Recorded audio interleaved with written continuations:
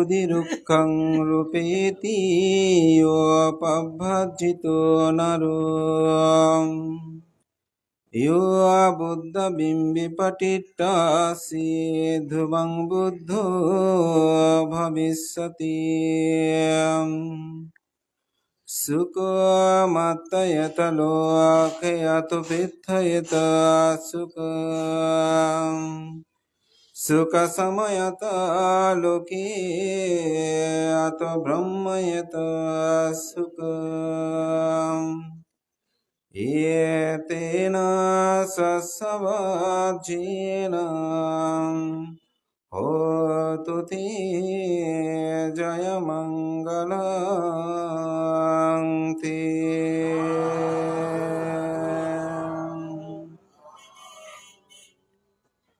প্রয়াত সদ্যবান উপাসক বাবু অধীর চন্দ্র তালুকদার এবং শ্রদ্ধাবতী উপাসিকা প্রমীলা তালুকদারের পারলৌকিক সদ্গতি কামনায় এবং তাদের নাতিদ্বয়ের শুভ প্রব্রজ্যকে উপলক্ষ করে আয়োজিত আজকের মুহূর্তে পুণ্যময় বুদ্ধমুক্তি সহ অষ্টপুরস্কার এবং মুহূর্তে পুণ্যময় সঙ্গদান অনুষ্ঠানের পরমারাধ্য মাননীয় সংঘপ্রধান রাঙ্গুনিয়া ভিক্ষু সমিতির সুযোগ্য সভাপতি আমার পরম কল্যাণ মিত্র পরম শ্রদ্ধেয় শাসনরত্ন শ্রদ্ধেয় ধর্মসেন মহাতের মহোদয় শ্রদ্ধেয় পণ্ডিত ভান্তের প্রতি আমার বিনম্র বন্দনা।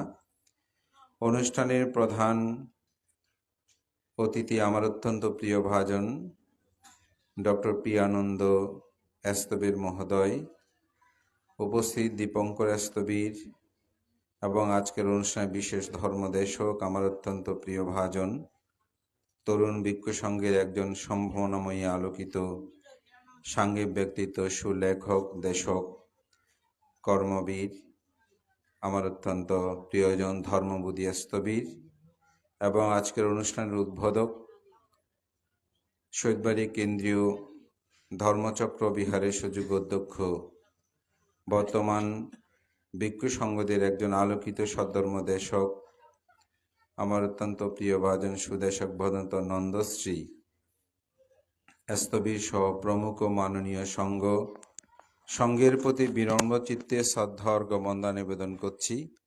আপনাদের সকলের প্রতি মৈত্রী চিত্তে পুণ্যদান ও আশীর্বাদ জ্ঞাপন করছি। ভগবান বুদ্ধের সময়কালে একদিন জেতবন বিহারে উপাসিকা রত্ন হিসাবে যিনি খ্যাত সে মহা উপাসিকা বিশাখা বুদ্ধের ধর্ম শ্রবণ করার জন্য এসেছিলেন। তার পরদীয় ছিল একটি অত্যন্ত মূল্যবান মহালতা প্রসাদন নামক একটি স্বর্ণ অলঙ্কার। যেহেতু বিনয়ে আছে, অলঙ্কারে প্রাকৃতে সুসজ্জিত হয়ে ধর্ম শ্রবণ করা উচিত নয়, যার কারণে বিশাখা তার মহালতা প্রসাদনখানি খুলে এক পাশে রেখে তিনি বুদ্ধের ধর্ম শ্রবণ করে সভাস্থল ত্যাগ করলেন।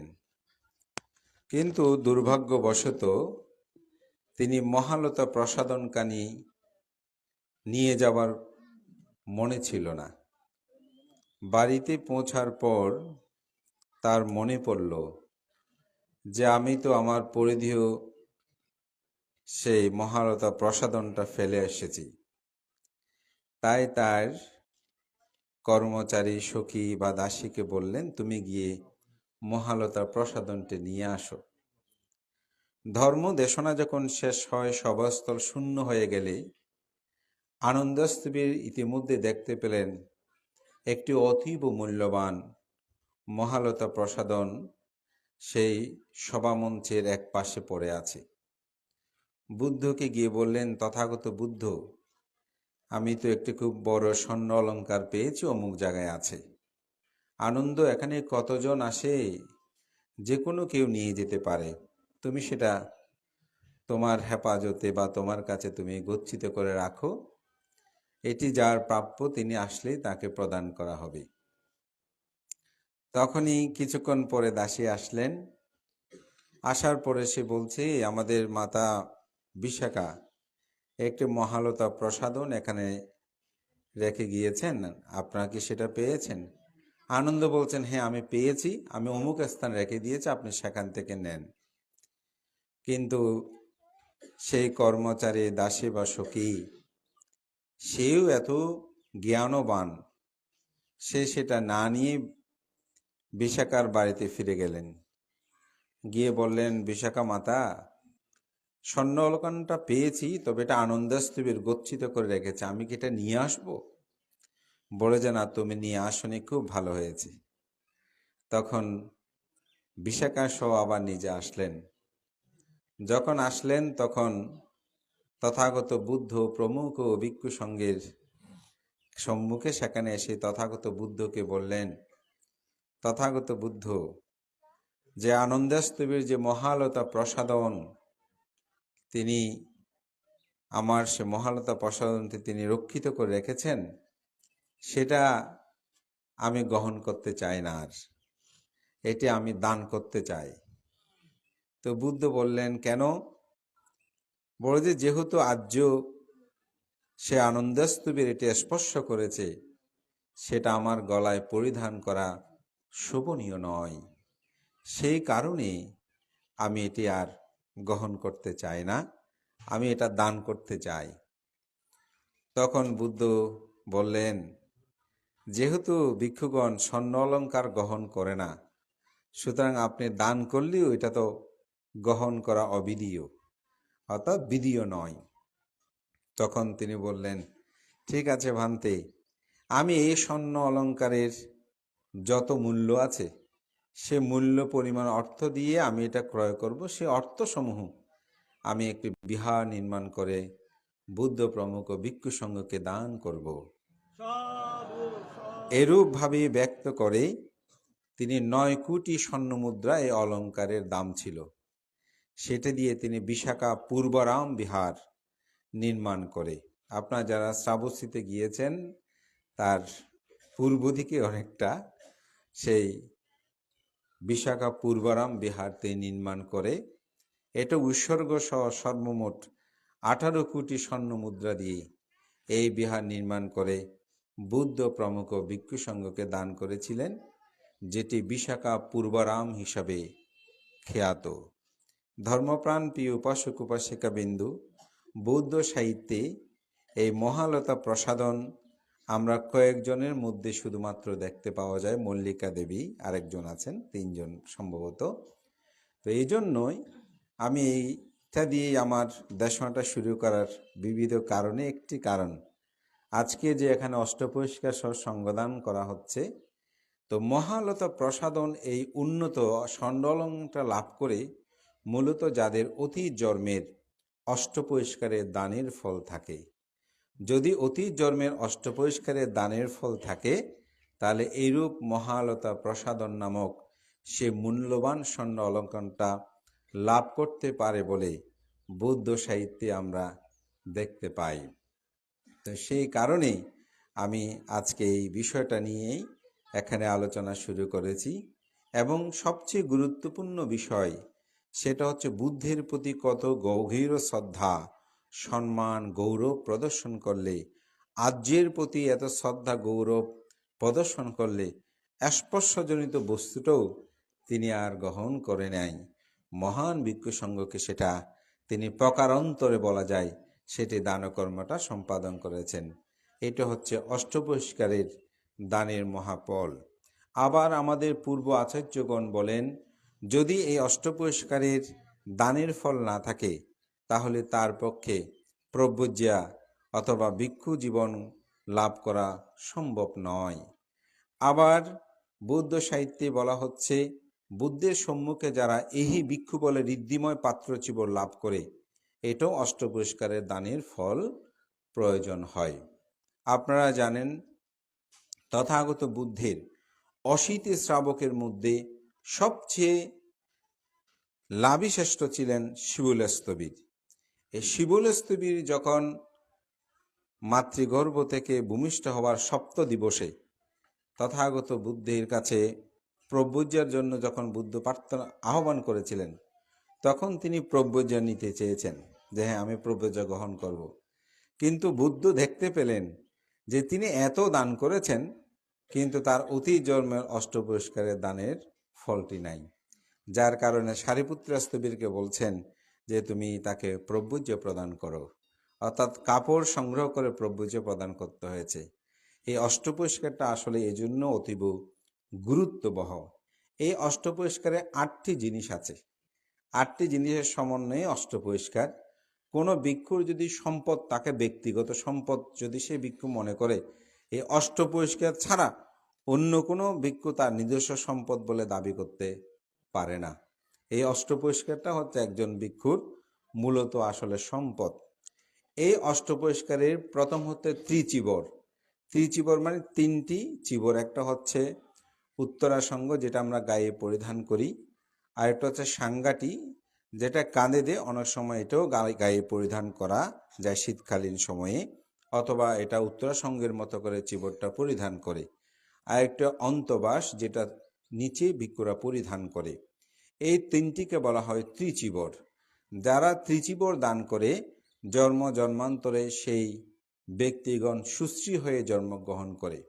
সুশ্রী বলতে আমরা অনেক সময় মনে করি রং ফর্সা বা সাদা যারা, তাদেরকে আমরা সুশ্রী মনে করি। কিন্তু বুদ্ধ সাহিত্যে এই সুশ্রী শব্দটা আসলে সে অর্থে নয়। যাকে দেখলে আপনার মনের মধ্যে প্রীতিভাব জাগ্রত হয়, যাকে দেখলে শ্রদ্ধাভাব জাগ্রত হয়, যাকে দেখলে মনের মধ্যে প্রসন্ন ভাব জাগ্রত হয়, সে অর্থেই আসলে সুশ্রী। একেবারে গায়ের চামড়া সাদা হলে যে সুশ্রী হবে তা কিন্তু নয়। অনেক সময় দেখেছি মানুষটা কালো, কিন্তু এর পরেও মানুষটাকে দেখলে প্রীতিভাবটা জাগ্রত হয়, প্রসন্ন ভাব জাগ্রত হয়, শ্রদ্ধাবোধটা জাগ্রত হয়। এটাকেই বলা হচ্ছে আসলে মূলত সেই সুশ্রীতা। তো ত্রিজীবর যারা দান করে জন্ম জন্মান্তরে তারা সেরূপ সুশ্রী হয়ে জন্মগ্রহণ করে। এখানে আরেকটা হচ্ছে কটিবন্ধনী, যেটা কোমর বাঁধে। এই কটিবন্ধনী যারা দান করে জন্ম জন্মান্তরে তারা দীর্ঘায়ু লাভ করে। এখানে আরেকটি আছে যে জল ছাঁকুনি, অর্থাৎ ভিক্ষু সংঘগণ তখন দিক বিদিক, যেহেতু ধর্ম প্রচারে যেত, অনেক সময় অনেক জায়গায় তাদের হয়তো বিশুদ্ধ পানি পাওয়া যেত না, তখন ছেঁকিয়ে যাতে পোকামাকড় না থাকে সেজন্য জল ছাঁকুনি দিয়ে ছেঁকিয়ে ভিক্ষুরা সেগুলো পানি পান করত। এখনও আমরা দেখবেন যেগুলো পাহাড়ি অঞ্চলে যেখানে পানির হয়তো বেশি সুব্যবস্থা নেই, সেখানে কিন্তু এখনও এরকম জল ছাঁকুনি সেগুলো ব্যবহার করে ভিক্ষুরা পানি পান করেন। ঠিক এরূপভাবে এই জল ছাঁকুনি যারা দান করেন তারা জন্ম জন্মান্তরে নির্মল দেহের অধিকারী হয়।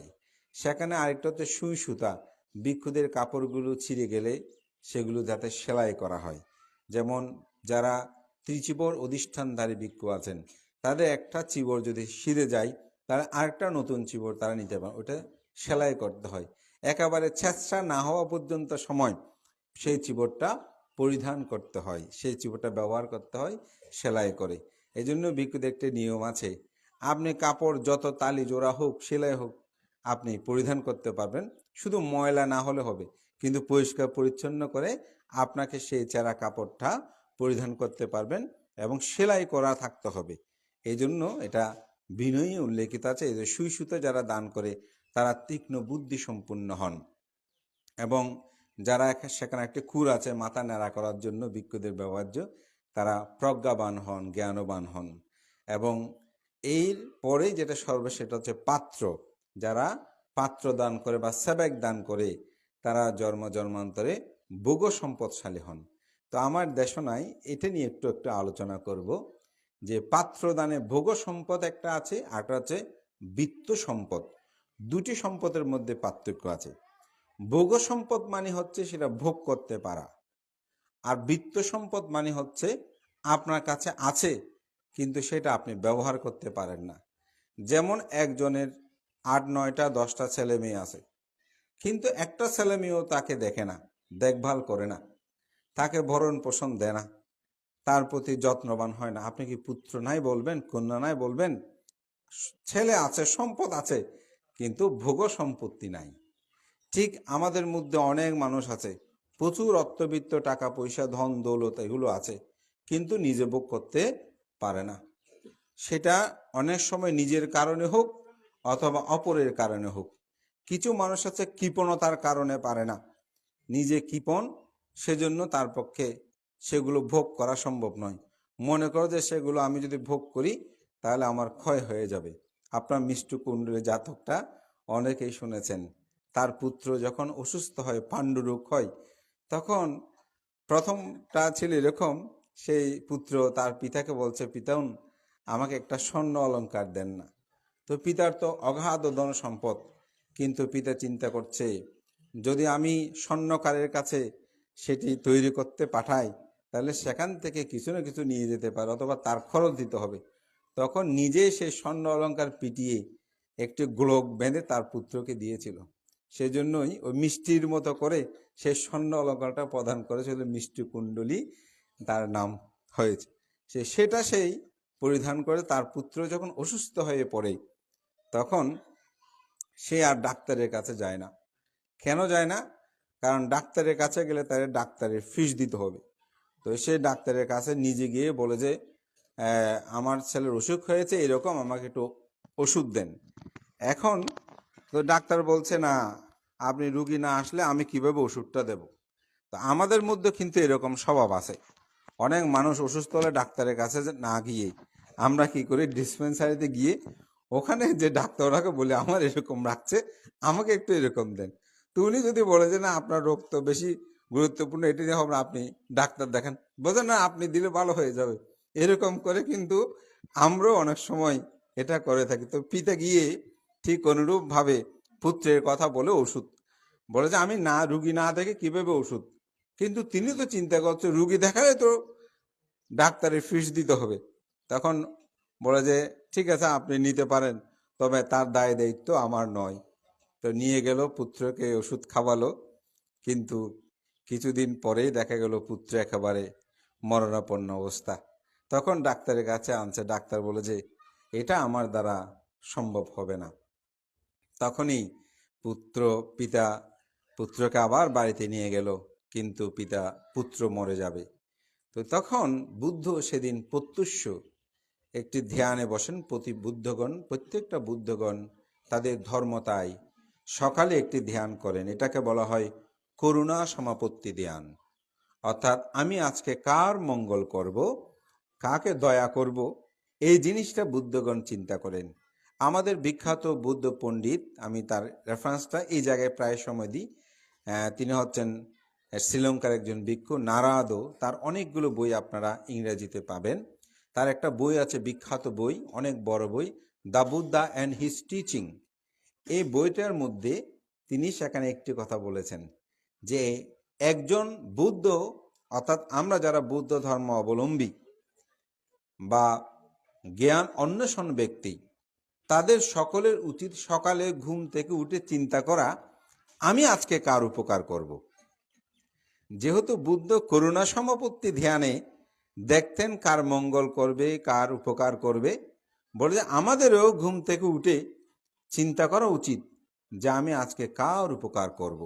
কথাটা কিন্তু খুবই গুরুত্ববহ, এবং আপনাদেরকে বলার কারণটাই হচ্ছে আপনারাও যেন চিন্তা করেন যে আসলে আজকে ঘুম থেকে উঠে আমরা কার ক্ষতি করব সেটা চিন্তা না করে আমরা যদি ভাবি যে আজকে কার উপকার করব, তাহলে একটা উপকার যদি আপনি করেন সকালে ঘুম থেকে উঠে, তাহলে দেখবেন 365 দিনে 365 দিন 65টা কুশল কর্ম আপনি সম্পাদন করেছেন। তো উপকারটা বানতে কিরকম করে? টাকা পয়সা দিলেই শুধু উপকার হবে তা না। আপনি একটা মানুষ রাস্তা পার হতে পারছে না, বৃদ্ধ, আপনি তাকে ধরে রাস্তাটা তো পার করিয়ে দিতে পারেন। পাশের বাড়ি সেই স্কুলে তার মেয়েটাকে আপনি যদি মনে করেন আমিও যাই, তারটা আমি নিয়ে যাই, বলে যে দিদি আমাকে আমি আজকে নিয়ে আসি, আমি তো এভাবে একটা মানুষের উপকার করতে পারি।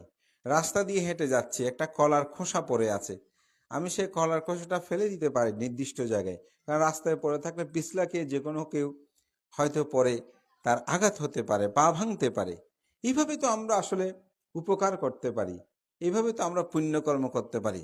আমাদের অনেকের শুধু ধারণা ভিক্ষু সংঘকে দান করলে শুধু পুণ্য হবে। না, ভিক্ষু সংঘদের দান করলে সেটাও পুণ্য, কিন্তু আপনি চলার পথে, হাঁটার পথে যদি নিয়ে প্রতিনিয়ত ভালো চিন্তা করেন, সৎ চিন্তা করেন, সেটাও কিন্তু পুণ্য। এবং বৌদ্ধ সাহিত্যের বহু বহু জায়গায় আপনারা সেটা দেখতে পাবেন। যেমন একজন সন্তান লোশক, আপনার নাম শুনেছেন, সেই অতীত জন্মে কৃপণ ছিল বলে সে যে পরিবারে জন্মগ্রহণ করেছে সেখানে দারিদ্রতা শুরু হয়েছে। শেষে নিজের মা সেই ছেলেকে নিয়ে ভিক্ষে গেলে ভিক্ষা পায় না। তো মা চিন্তা করছে এই ছেলেকে রাখলে তো আমার জীবনে বাঁচবে না। তখন ছেলেকে ডাস্টবিনে রেখে ফেলে দিয়ে মা পলায়ন করেছিল। কিন্তু সেই সন্তানকেও কিন্তু বুদ্ধ সাহিত্যে দেখা যায়, সারিপুত্র স্মৃতি দেখে সে ডাস্টবিন থেকে তুলে নিয়ে এসে তার জীবনকে আত্মপ্রতিষ্ঠা করেছিল এবং সেই লোশক পরবর্তীতে অরহত্ত মার্গ জ্ঞান লাভ করেছিল। তা আমি এটা এই জন্যই বলছি, অর্থাৎ ডাস্টবিনে পড়ে থাকা মানুষকেও বুদ্ধের দর্শনে তার শিষ্যগণ, বুদ্ধগণ তাকে সহযোগিতা করেছেন, তাকে লালন পালন করেছেন, তাকে বোধন করেছেন। এইভাবে আমরা আসলে চাইলে পুণ্যকর্ম সম্পাদন করতে পারি। তাই প্রতিনিয়ত প্রত্যুষ আমাদের এরকম চিন্তা করাটা উচিত, আমি আজকে কার মঙ্গল করব, আমি আজকে কার উপকার করব, এই চেতনাবোধটা থাকা যেন আমাদের উচিত। তো যাই হোক, যে বুদ্ধের কথা বলছিলাম, তো বুদ্ধ সেদিন করুণা সমাপত্তি ধ্যানে দেখছেন এই সন্তান যদি আমার প্রতি তার চিত্ত প্রসন্ন হয় তাহলে তার ঊর্ধ্বগতি যাওয়ার সম্ভাবনা আছে। তখন বুদ্ধ সেদিন তার বাড়ির সম্মুখ দিয়ে তিনি পিণ্ডচারণে বের হয়েছেন। এখন ওই সন্তান যেহেতু মারা যাবে, আগেকার সময় কিন্তু সেরকম অনেক প্রথা ছিল যে কেউ যদি মৃত্যু সন্নিকট হতো তাকে ঘর থেকে বের করে দিত, বারান্দায় নিয়ে আসতো, অনেকে উঠানে বের করে দিত। তো সেই সময় তাকে অনেকটা উঠানে বের করে দিয়েছে। বুদ্ধ সেই পথ দিয়ে পিণ্ডচারণে বের হয়েছে। তার বাড়ির সম্মুখ থেকে রাস্তাটা দেখা যাচ্ছে। তিনি বুদ্ধ তার সরশ্মি বিচ্ছুরিত করলেন। যখন চোখে গিয়ে পড়ল, সেই সন্তান চোখ খুলল, দেখে বুদ্ধ দেখে বুদ্ধের প্রতি তার চিত্ত প্রসন্ন হলো। তিনি ভাবছেন এই বুদ্ধে আমি যদি সুস্থ থাকতাম, ভালো থাকতাম, তাহলে হয়তো আমি এরকম দানকর্ম সম্পাদন করতে পারতাম। বুদ্ধ পিণ্ডচারণে বের হয়েছেন। এরূপ চিত্ত প্রসন্নতায় তার মৃত্যু হয় এবং মৃত্যুর পরে সে স্বর্গের মধ্যে উৎপন্ন হয়। কিন্তু তার পিতা কৃপণ, সে প্রতিনিয়ত পুত্রের জন্য শ্মশানে গিয়ে কান্নাকাটি করত, শুধু কান্না করত, হে পুত্র আসো, এই পুত্র আসো। তো একদিন তিনি পৃথিবী অবলোকন করে দেখছেন তার পিতা কি করছে। তার মৃত্যুর পর দেখতে পাচ্ছে পিতা প্রতিনিয়ত শুধু ক্রন্দন করছে সন্তানের জন্য, যে আমার সন্তান আসুক। তখন তিনি এসে দৃশ্যপটে, যেহেতু তিনি দেবতা হয়েছেন, স্বর্গে দেবতা হয়েছেন, তিনি এসেন পুত্র রূপ ধারণ করে। পুত্রকে দেখেই তিনি খুব খুশি হলেন, হে পুত্র আমি তোমাকে প্রতিনিয়ত ডাকছি, তুমি কি এসেছো? বলছে আসো আসো, চলো বাড়িতে যাই। বলছে না আমি যাব, তার আগে বলো আমি যেটা চাইবো সেটা তুমি দিতে পারবে কিনা। বলছে কি চাও? তুমি যাহা চাইবে তাহা দেবে। বলছে না তুমি তো দিতে চাও না কৃপণ, আমি যেটা চাই সেটা কি দেবে? বলছে হ্যাঁ অবশ্যই দেব। বলছে তাহলে ঠিক আছে, আমি এই যে চাঁদ দেখতে পাচ্ছেন, এই চাঁদটাই আমি চাই, এটা আমাকে দেন। বলছে হে পুত্র তুমি কি বলো, চাঁদ কি আমার পক্ষে নেওয়া সম্ভব? সেটা তো কোনোদিন সম্ভব না, শত চেষ্টা করলে আমি সেটা নিয়ে তোমাকে দিতে পারবো না। বলছে পিতন, আপনিও আমার মৃত্যুর পরে আজ অবধি প্রতিনিয়ত শ্মশানে এসে কান্না করে করে আপনি যে হে পুত্র ফিরে আসো, হে পুত্র ফিরে আসো বলছো, আপনি যেমন চাঁদকে এনে দিতে পারবেন না, অনুরূপভাবে আপনি শত ডাকলেও আমি আপনার কাছে ফিরে যেতে পারবো না, আপনার পুত্রকে আপনি পাবেন না। আপনি প্রতিনিয়ত দান ধর্ম পুণ্য কর্মে নিজেকে নিয়োজিত করেন, আপনার কৃপণতা পরিত্যাগ করেন, আপনার মাৎসর্যমলতা পরিত্যাগ করে আপনি শীল সমাধিময় জীবনযাপন করুন, আপনি আমাকে আর পাবেন না। আপনি প্রতিনিয়ত পুণ্যকর্ম সম্পাদন।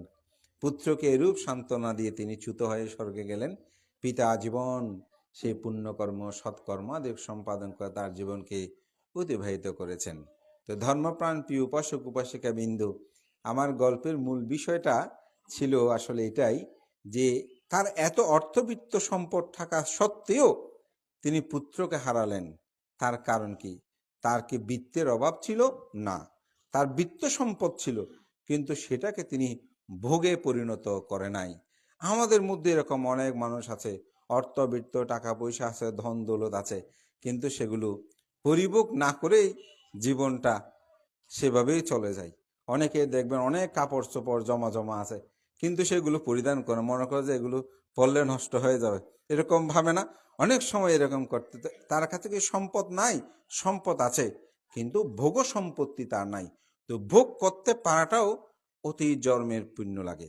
এটাকে দুটা জিনিস আছে, একটা হচ্ছে শ্রদ্ধায় দানাং দেইতি, শ্রদ্ধা করে যদি আপনি দান করেন, সে দানটা প্রাপ্ত হলে ভোগ সম্পদ হয়।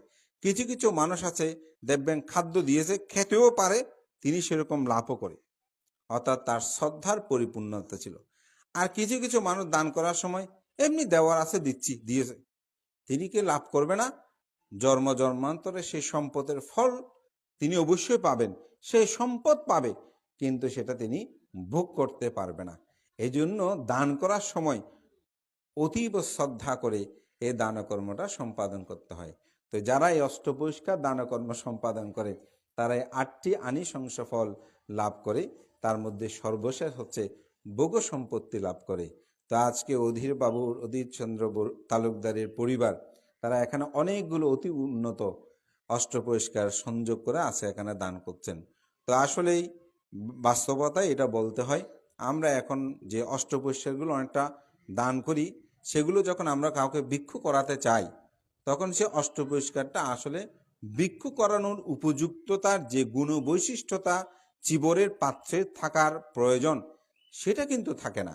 সুতরাং অনেকটা এগুলো শো পেসের মতন, অর্থাৎ আপনি দান করছেন, আমাদেরকে দিয়েছেন, আমাদেরকে জমা হতে হতে তখন দোকানদার এসে বানতে অষ্টপরিষ্কার, আবার আমাদেরকে কিছু মূল্য দিয়ে নিয়ে যায়, আপনাদের কাছে আবার চৌরা মূল্য নিয়ে নেয়। মূলত এরকম আদান প্রদানের একটা সুযোগেই চলছে, কিন্তু এগুলো যে ব্যবহার্য হবে এটা কিন্তু হয় না। তা আমি এটা প্রায় সময় বলি, আপনি এমনভাবে দান করবেন যেটা ভিক্ষুরও ব্যবহার করতে পারে। আপনি অনেকগুলো দান করার দরকার নেই, আপনি এমনভাবে এটা দানটা করবেন যাতে এটা উপযুক্ত হয়। যেমন আপনাকে অনেকগুলো কাপড় দিল, কিন্তু একটাও ব্যবহার্য কাপড় নয়, তাহলে এতগুলো কাপড় লাভ করে আপনি সন্তুষ্ট হলেন না। তো আপনি একটা দান করেন। তা আজকে অধীর চন্দ্র তালুকদারের পরিবার যে পাত্র চিবরগুলো এখানে দান করে, এগুলো সবে ব্যবহারযোগ্য, এবং একজন সমন যদি সেই উপসম্পদা নিতে চায়, প্রব্যজ্য নিতে চায়, তাহলে এগুলো তিনি উপযুক্ত সে ব্যবহার করতে পারবেন। সুতরাং বিচিয়ে দানাং দাথাভ্যাং ইয়াথা দিন্নাং মহাপালাং, বিচার করে যদি আপনি দান করেন, সে দানফল হয় মহান মহৎ। সেজন্য বিচার করে আপনি দানকর্মটা সম্পাদন। সেজন্য আজকে একটু অষ্টপরিষ্কার সম্পর্কে আমি এখানে ধর্মদেশনা করেছি। বুদ্ধ বলেন, ইয় বুদ্ধি রুক্ষাং রূপেতি ইয় পাব্বাজ্জিত নারো ইয়া বুদ্ধ বিম্বাং পাটিট্টাসি দুভাং বুদ্ধ ভবিষ্যতি। যারা বুদ্ধি বৃক্ষরোপণ করেন, যারা প্রব্রজিত হন, এবং যারা বুদ্ধ প্রতিবিম্ব প্রতিষ্ঠা করেন, ধ্রুবাং বুদ্ধ ভবিষ্যতে, তারা ভবিষ্যতে বুদ্ধ হন। তা সেখানে বুদ্ধ মুক্তি দান করছেন। তো বুদ্ধ মুক্তি দান করলে যে বুদ্ধ হয়ে যাবে তা না, বুদ্ধকে অন্তর্জগতের মধ্যে প্রতিষ্ঠা করতে হবে। বুদ্ধ যদি অন্তর্জগতের মধ্যে প্রতিষ্ঠা থাকে, তাহলে আপনার পক্ষে কখনো পাপ কর্ম করা সম্ভব নয়। কারণ বুদ্ধ জ্ঞান থাকলেই দেখবেন আপনার পক্ষে আর শিলভঙ্গ হবে না। একটা উদাহরণ বলি, আপনারা যখন অষ্টশীল নেন, যেদিন অষ্টশীল নেবেন সেদিন আশেপাশের মানুষ আপনাকে যদি গালিমন্দিও করে, দেখবেন আপনি চুপ থাকেন। আমি অনেক সময় দেখেছি, আমরা আমাদের মা বাবারা যখন নিত, অষ্টশীল নিত, সেদিন কিন্তু খুব স্বাধীনভাবে চলাফেরা করতাম। দেরি হলেও, অমুক হলেও সমস্যা নেই, কারণ সেদিন কোনো গালিমন্দ করবে না। তো পাশের মানুষও যদি কোনো সমস্যা করতো, এসে বলতাম অমুক এরকম করতেছে, বলে যে আজকে অষ্টশীল নিয়েছি, এইসব আমাকে শুনিয়ে না, অষ্টশীল শেষ হোক, তারপর কালকে দেখা যাবে। তাইলে দেখা যাচ্ছে কি, অষ্টশীল অর্থাৎ বুদ্ধ জ্ঞান আপনার মধ্যে যখন বুদ্ধ জ্ঞানটি জাগ্রত হয়েছে, তখন আপনি সমস্ত হিংসা, বিদ্বেষ, রাগ এগুলোকে আপনি পরাভূত করতে পেরেছেন। ঠিক অনুরূপ একজন বলতেছে, ভান্তে অমুক বান্তের সাথে আমার যেই ঝগড়া হয়েছে বান্তে, উনি আমাকে যেভাবে গালিমন্দ করছে, কিন্তু বান্তে আমি প্রথমে দু একটা বলেছি, দেখছেন উনি বেশি বলতে, আর বলি নাই। বান্তে কেন বলি নাই জানেন? আমি তো কেন বলেন নাই? বলতে বান্তে আমার ভাই একটা বান্তে আছে, তো বলবে যে এখন বান্তের ভাই হয়ে বান্তে কিরকম বলতেছে। এইতে যার জ্ঞান, এটা তার প্রজ্ঞা। এই যে আপনাদের মধ্যে যদি এই চেতনাবোধটা জাগলো, আমি তো বুদ্ধ, আমি তো বুদ্ধ প্রতিবিম্ব দান করেছি, আমার অন্তরে তো বুদ্ধ আছে, এই বুদ্ধ শিখাটা যখন আপনার মধ্যে জাগ্রত হবে, দেখবেন সাথে সাথে আপনার হিংসা বিদ্বেষ এগুলো পরাভূত। এই জন্য বলছে বুদ্ধ বিম্ব প্রতিবিম্ব দান করলেই আপনার মধ্যে কি হবে, বুদ্ধ হতে পারবে, এই অর্থে বলছে। যেমন প্রব্রজিত হওয়া, এখানে প্রব্রজ্য নিয়েছে। প্রব্রজ্য মানে কি? পাপমল বর্জন। তো যদি সে প্রতিনিয়ত পাপমল বর্জনের প্রত্যয় তার মধ্যে বিদ্যমান থাকে, দেখবেন সে তো অবশ্যই ধ্রুবং বুদ্ধ বা বিশ্বতি, ভবিষ্যতে অবশ্যই কি হবেন বুদ্ধ। বলতে এখানে শুধু গৌতম সম্যক সম্বুদ্ধ তা না, এখানে পাচ্ছাকা বুদ্ধ, শ্রাবক মানে অরহতকেও বুদ্ধ বলা হয়, সে অর্থেই বলা হচ্ছে। এবং যদি বুদ্ধি বৃক্ষ রোপণ করে, অর্থাৎ বুদ্ধি বৃক্ষ মানে, বুদ্ধি মানে জ্ঞান, বৃক্ষ মানে গাছ আমরা বলি, অর্থাৎ বুদ্ধি, সেটা অন্তর জগতে, সেটা প্রজ্ঞার বীজ, জ্ঞানের বীজ যদি আপনি রোপণ করেন, তো সেজন্য আজকের যে বহুবিধ পুণ্যময় কর্ম, এগুলো সাধুবাদযোগ্য পুণ্যময় কর্ম। এবং সাথে জগতে বুদ্ধ বলেছেন সুখমাত্থায়াতা লোকে আতপেত্থায়াতা সুখা, সুখ সমায়াতা লোকে আত ব্রহ্মায়াতা সুখা। জগতে মাতৃভক্তি সুখকর, পিতৃভক্তি সুখকর, সাধু সৎপুরুষ ভক্তি সুখকর। তো এখানে সাধু সৎপুরুষ বলতে অরহৎ ভিক্ষু সংঘকে বোঝানো হয়। তো আজকে আমি মনে করি এখানে এই পরিবার তাদের মাতৃপূজা পিতৃপূজা এটি তাদের ধারাবাহিকভাবে এটি তারা করে যাচ্ছেন। প্রতি বছরেই তাদের ভাই বোন জ্ঞাতি স্বজন সকলেই সম্মিলিত হয়ে এই পুণ্যকর্মগুলো সম্পাদন করেন। তা আমার কাছে সবচেয়ে যেটা প্রীতি আনন্দ অনুভব করি, সেটা হচ্ছে সুখ সাঙ্গাসা সামাগ্গী সামাজ্ঞানাং তাপসুখ, সঙ্গের একতা, এটাকে বলা হচ্ছে সুখকর। তো সঙ্গ মানে শুধু ভিক্ষু সঙ্গ নয়, বুদ্ধ 4টি পরিষদের কথা বলেছেন। সেই 4টি পরিষদ কি? ভিক্ষু পরিষদ, ভিক্ষুণী পরিষদ, উপাসক পরিষদ, উপাসিকা পরিষদ। আপনাদের একটা পরিষদ, সেই পরিষদের মধ্যে যদি সবাই সম্মিলিত থাকে, সেটাও একটা কি আনন্দ। তো অধীরচন্দ্র তালুকদারের পরিবারে তারা ভাইগণ যেভাবে সম্মিলিতভাবে এটি সুদীর্ঘ সময় ধরে এটা চলমান রয়েছে, এটাই হচ্ছে আজকের সঙ্গদানের, সঙ্গের প্রতি যে গভীর শ্রদ্ধাবোধ, তার একটি প্রতিচ্ছবি। বান্তি কিরকম প্রতিচ্ছবি? সঙ্গকে আহ্বান করে যেমন পৌগলিক দান না করে সঙ্গকে দান করছে, ঠিক দাতাগণও পৌগলিকভাবে, অর্থাৎ ভাইয়ে ভাইয়ে বিভক্ত না হয়ে সকল ভাই যে একসাথে সম্মিলিত হয়ে সঙ্গ হয়ে অপর সঙ্গকে দান করছেন, এটাই আমি মনে করি আজকের এই দানে আমাদের কাছে একটা অনুকরণীয়। আজকে সম্মিলিতভাবে করছে বলে এত বৃহৎ আকারে জ্ঞাতি স্বজনকে সবাই, যদি দুই ভাই আলাদাভাবে ফাং করতো, হয়তো একটা ফাং নিতে পারলে 8টা নিতে পারতাম না। না আসে বানতে আপনি আমার ভাই একটু দান ধর্ম করে সেজন্য বেশি দেখতে পারেন, ওর ওখানে এসেছেন আমার ওখানে আসেননি, এই ধরনের অনেক সমস্যাই আমরা পড়ে যাই। আপনারা জ্ঞাতি স্বজনের সমস্যায় অমুকের ওখানে এসেছো আমার ওখানে আসেনি, তাহলে আলাদা আলাদা আসতে হতো, আলাদা আলাদাভাবে আমাদেরও আসতে হতো, সমস্যা বেশি হতো। এখন সম্মিলিত হয়েছে, সম্মিলিত হওয়াতে আমাদের আগমনটা সুন্দর, আপনাদের আগমনটা সুন্দর, এবং সম্মিলিত এই কর্মের মধ্যেই বুদ্ধের যে সঙ্গের সুখতার কথা বলা হয়েছে এটি নিহিত রয়েছে। এভাবেই আমি মনে করি আপনাদের পিতা মাতার এটাই হচ্ছে প্রকৃত আদর্শ। ওনার মা জীবিত থাকতে আমার আসার সৌভাগ্য হয়েছে, এবং সেই সময় এই ধারাবাহিকতা রক্ষা করে তাদের পিতামাতাকে দুজনকে স্মরণ করে আমি মনে করি আজকের যে এই দানাদি কুশলময় কর্ম এবং তাদের যে প্রজন্ম, সেই সন্তানগণকে প্রভুজ্য ধর্মে তারা দীক্ষা প্রদান করেছে।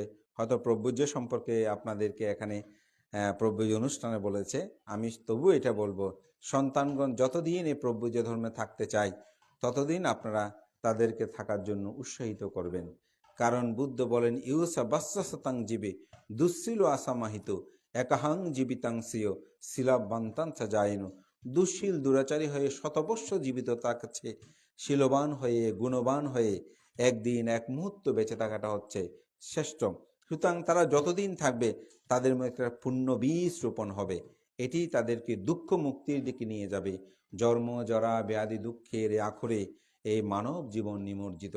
পৃথিবীর প্রতিটি মানুষ, শুধু বুদ্ধ নয়, প্রত্যেকটি প্রাণী, প্রত্যেকটি মানুষ জন্ম দুঃখ, জরা দুঃখ, ব্যাধি দুঃখে, অপ্রিয় সংযোগ দুঃখ, প্রিয় বিয়োগ দুঃখ, স্পৃশ অলাভ দুঃখ, পঞ্চপ্রধান স্কন্ধ দুঃখের মধ্যেই তারা নিমজ্জিত থাকে। এই দুঃখের কারণটা হচ্ছে অবিদ্যা। অবিদ্যা নিরোধ হলে দুঃখ নিরোধ। দুঃখ নিরোধের উপায় হচ্ছে আর্যাষ্টাঙ্গিক মার্গ। আমার কথার প্রত্যেকটি জায়গায় এই আর্যাষ্টাঙ্গিক মার্গের কথাই নিবৃতে সন্নিহিত রয়েছে। আপনারা তাহা খুঁজে নিয়ে আপনাদের জীবনে আপনাদের জীবনকে প্রতিফলিত করবেন, শীলময় জীবনযাপন করবেন, পঞ্চশীল রক্ষা করে চলবেন, সন্তানগণকে সকাল সন্ধ্যা দুবেলা বন্দনা আদি কর্ম সম্পাদন করাবেন। সুযোগ থাকলে তাদেরকে অন্তপক্ষে 10 দিনে একটা ভাবনা কোর্স দেবেন। কারণ ভবিষ্যৎ যেই সময় আমাদের কাছে আসছে, এটা অত্যন্ত কঠিন সময়। মা বাবা, ভাই বোন, জ্ঞাতি স্বজন, সন্তান, পুত্র কন্যার যে একটি মেলবন্ধন, তাদের যে আন্তরিকতা, এগুলো দিন দিন মানুষ হারিয়ে ফেলছে। তার একমাত্র কারণ নৈতিকতার অবক্ষয়। এই নৈতিকতার শিক্ষাটাই ধর্ম মানুষকে দিয়ে থাকে। এটি যদি আপনি ছোটবেলা থেকে সে সন্তানকে দেন, তাহলে তার জীবনটা হবে আলোকিত। সে নিজের জীবনেও সফল হতে পারবে। কারণ বৃদ্ধ বয়সে এসে আপনি যখন ধর্ম জানবেন, তখন অনুশোচনা ছাড়া আর কিছু থাকে না। আমার ব্যক্তিগত জীবনে আমি অনেকবার সেটা দেখেছি। আমার ধর্ম দেশনার পর অনেক এসে বলছে, ভান্তে, এই কথাগুলো যদি আমার আজ থেকে 40 বছর আগে, 50 বছর আগে ভান্তে আমি শুনতাম, আমার জীবনের অনেক পরিবর্তন হতো। আমরা তো জীবনটাকে ধ্বংস করে ফেলেছি। সুতরাং আপনারা প্রাতিষ্ঠানিক শিক্ষার সাথে সাথে ধর্মীয় শিক্ষাগুলো যেন তাদের মধ্যে বিদ্যমান থাকে, এই প্রত্যয় ব্যক্ত করে মাননীয় সংঘ প্রধান প্রমুখ সংঘের প্রতি বন্দনা অর্ঘ্য নিবেদন করে আপনাদের সকলের উত্তরোত্তর শ্রীবৃদ্ধি কামনা করে, পিতামাতা শুধু মৃত্যুর পর নয়, জীবিত থাকতেও তাদেরকে শ্রদ্ধা, সম্মান, গৌরব প্রতিদান করবেন। তাদের প্রতি কখনো খারাপ ব্যবহার করবেন না। শ্বশুর শাশুড়ির প্রতিও শ্রদ্ধা সম্মান রাখবেন। নিজেকে তুলনা করেই অনুভব করবেন, আমি যদি এরকম বয়বৃদ্ধ হয়, আমাকেও যদি আমার সন্তানগণ, আমার পুত্রবধূগণ, আমার পরিবারগণ আমাকে এভাবে তুচ্ছ তাচ্ছল্য করে, তখন আমার কি হবে? সুতরাং আমি তাদের সাথে ভালো ব্যবহার করব, সৎ আচরণ করব, ভালোভাবে তাদের সাথে আমি মিশব, তাদের আদর্শ অনুসরণ করব। এটাই যদি আমাদের প্রত্যয় হয়, তবেই আমাদের ধর্ম চিন্তা চেতনা, আমাদের ধর্ম অনুশীলনে যথার্থতা হবে। আপনার মধ্যে সেই উদয় চেতনা উৎপন্ন হোক, এই বলে আমার নাতি দীর্ঘ ধর্ম কথা শেষ করছি। জগতের সকল প্রাণী সুখী হোক।